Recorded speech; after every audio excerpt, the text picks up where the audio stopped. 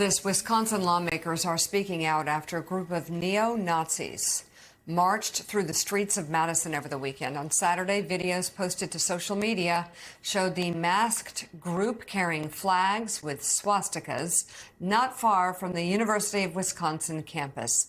In a statement afterwards, Democratic Governor Tony Evers condemned the march, writing in part, quote, "Let us be clear. Neo-Nazis, anti-Semitism, and white supremacy have no home in Wisconsin. We will not accept or normalize this rhetoric and hate." Joining us now, lawyer Karen Dunn. In 2021, she helped secure more than $25 million settlement for 9 plaintiffs who were injured during the 2017 Unite the Right white supremacist rally in Charlottesville, Virginia. Karen, thanks so much for being with us. I mean, it sounds all too familiar to what happened in Charlottesville, where you had anti-Semites from both extremes coming together. And of course, the right-wing anti-Semites chanting, "The Jews will not replace us" in Charlottesville. And of course, the anti-Semites, the neo-Nazis, in Wisconsin doing the same, basically. Yeah, thanks for having me, Joe and Mika. So what we saw in Wisconsin was all too familiar from what happened in Charlottesville.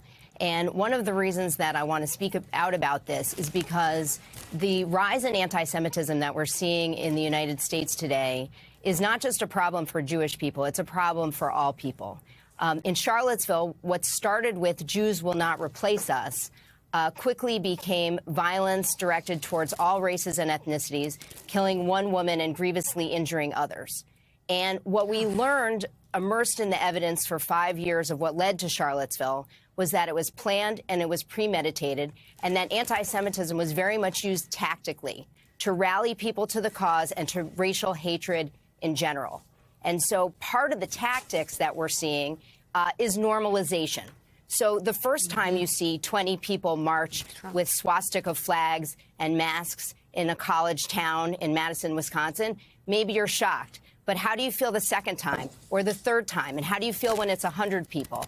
The idea is to normalize this, to make it seem less shocking so that becomes more acceptable. Karen, Al Sharpton, talk about how in the middle of our dealing with the war of Israel and Hamas, that some of these neo-Nazi groups are infiltrating some of the people that are outraged about what's going on in the Gaza and turning what could be a balanced concern for those that suffered in Israel as civilians and those that suffered in the Gaza as civilians as really a front for them to get their anti-Semitic, anti-Jewish message out. Because there are some people that legitimately are for a two-state solution like I am, but that are outraged on what happened in Israel and they're outraged what happened in Gaza that are not anywhere near some anti-Semitic or neo-Nazis. Talk about how these neo-Nazi groups are in fact infiltrating and manipulating some of these protests and turn them into something they were not originally designed for. Yeah, well, the reaction among the white supremacist community to October 7th was swift, and it was gleeful. And they are seeing an opportunity here because they are looking to push the same anti-Semitic tropes that they've been pushing for years. So the National Justice Party attended a rally at the White House, and they, put on their website and had signs calling for the destruction of Israel, which is not a feeling shared by many of those people protesting at the White House. And so we have to be very careful in what we're seeing. We see, they see an opportunity where other people see a massacre or a horrible set of circumstances. Karen, first, let me say how happy I always am to see a successful woman trial lawyer. It is harder than it looks, so good for you. My question to you is, what would your advice be to people on the ground that are peacefully trying to protest and find themselves invaded by all this hate and this ugliness? How do they preserve their rights to protest without being associated with this kind of ugly? And what should they do in the moment to try to not allow this to be normalized? Yeah, so that's an excellent question. I appreciate the compliment very much.